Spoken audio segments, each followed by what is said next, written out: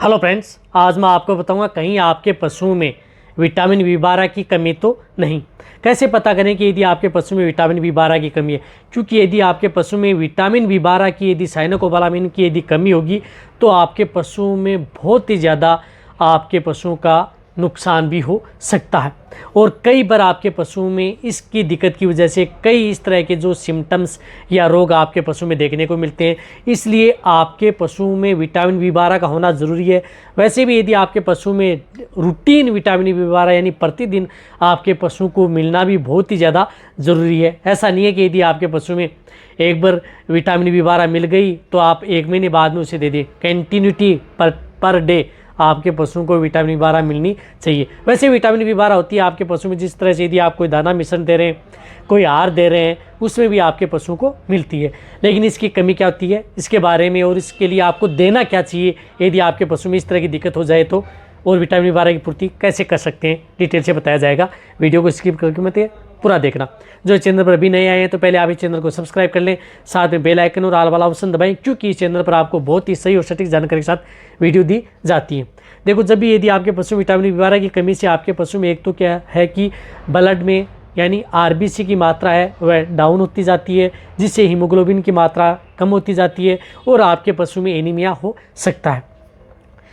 Anaemia यानी आपके पशु में ब्लड की मात्रा, आरबीसी की संख्या कम होना। एनीमिया की वजह से आपके पशु ने देखा होगा कई बार आपका पशु बार बार रिपीट होता है, कई बार आपका पशु हीट में भी नहीं आ पाता है और आपके पशु में कई इस तरह की बीमारियां होना स्टार्ट हो जाती हैं। बहुत से दिक्कत आपके पशु में हो सकती है। इसी के साथ साथ यदि विटामिन बी12 की कमी से आपका पशु कमज़ोर होता जाता है, आपका पशु यदि जिस तरह से एक स्थान से दूसरे स्थान पर लेकर के जाते हैं तो कमज़ोरी या सांस ज़्यादा फूलने लग जाती है। इसी के साथ साथ विटामिन बी12 की कमी से पशुओं को भूख नहीं लगती है, यानी खाना पीना कम कर देता है, जुगाली कम कर देता है, थोड़ा बहुत खाता है और आपका पशु बैठ जाता है।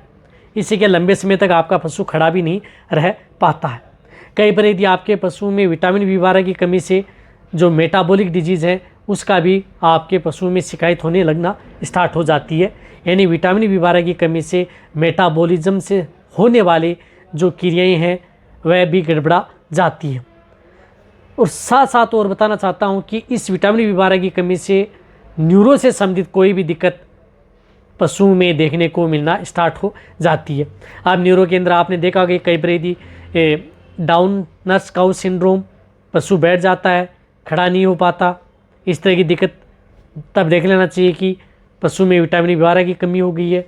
इसी के साथ साथ यदि आप अपने पशु को कुछ खिलाते पिलाते हैं, उसकी वजह से आपका पशु प्रॉपर शरीर नहीं ले पाता है या आपका पशु कमज़ोर होता जाता है, तब भी आपके पशु में विटामिन बी12 की कमी हो जाती है। कहने का मतलब है कि विटामिन बी12 की कमी से आपके पशुओं में ब्लड से संबंधित, न्यूरो से संबंधित और पेट से संबंधित जितनी भी तरह की बीमारियां हैं, पेट से संबंधित भूख न लगना, एनोरेक्सिया, सिंपल इंडाइजेशन, खाना पीना, मेटाबॉलिज्म से संबंधित मेटाबॉलिक क्रियाएं जिस प्रकार से milk fever, ketosis, PPH, other जो बीमारियां हैं वह बीमारियां आपके पशुओं में हो जाती हैं।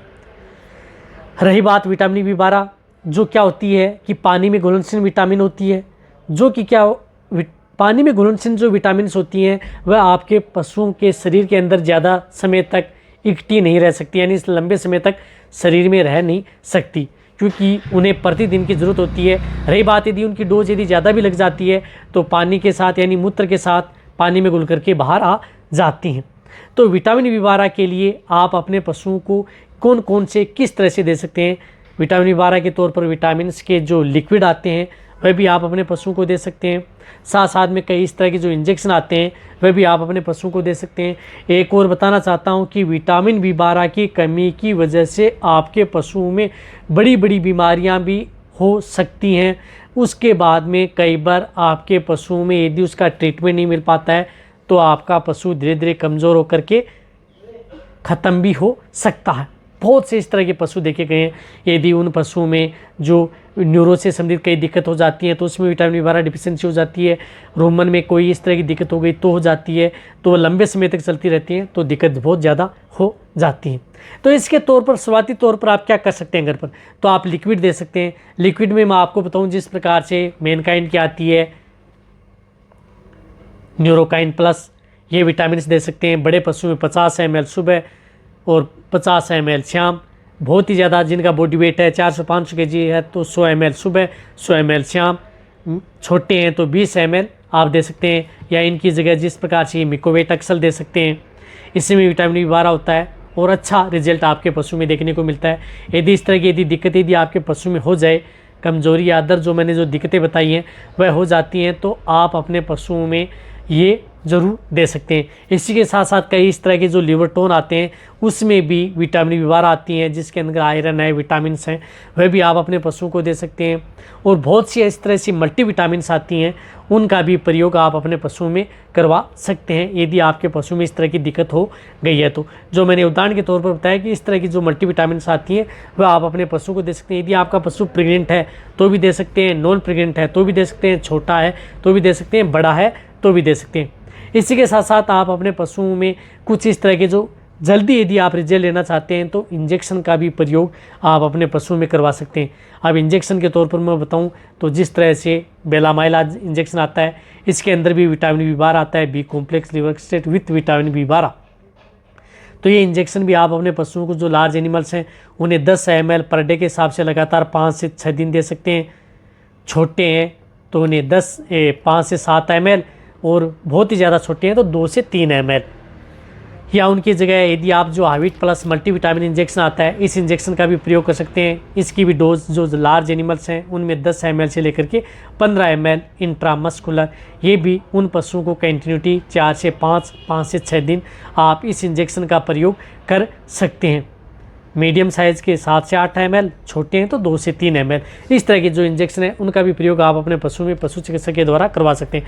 या न्यूरो से संबंधित जो इंजेक्शन आते हैं जैसे न्यूरोकाइन प्लस है, न्यूरोक्सिन एमवेट है, या कोई भी जो मिकोवेट अक्सल है, उन इंजेक्शनों का भी प्रयोग जिस प्रकार से ये है, न्यूरोक्सीवर है, बहुत से ऐसे इंजेक्शन आते हैं, उन इंजेक्शनों का भी प्रयोग जो विटामिन B12 की पूर्ति के लिए आप अपने पशुओं में कंटिन्यूटी 4 से 5 दिन अपने पशुओं में करवा सकते हैं।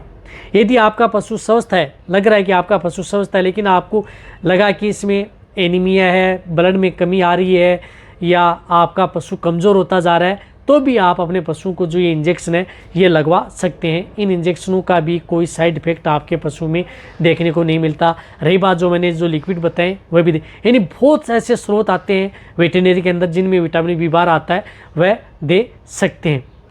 दोनों स्थिति में दे सकते हैं, प्रेग्नेंट है तो भी दे सकते हैं, नॉन प्रेग्नेंट है तो भी दे सकते हैं। अब आप अच्छी तरह समझ गए होंगे विटामिन B12 की पूर्ति के लिए आप अपने पशुओं को क्या क्या देना चाहिए। रही बात बहुत ही ज़्यादा जरूरी है, वीडियो जितना हो सकता है पशुपालक या वेटरनरी स्टूडेंट हैं उनके साथ शेयर करें ताकि उन्हें भी प्रॉपर नॉलेज हो जाए कि विटामिन B12 की कमी से क्या क्या हो सकता है और क्या क्या देना चाहिए। इसी तरह से वीडियो देखते रहें। थैंक्स, धन्यवाद।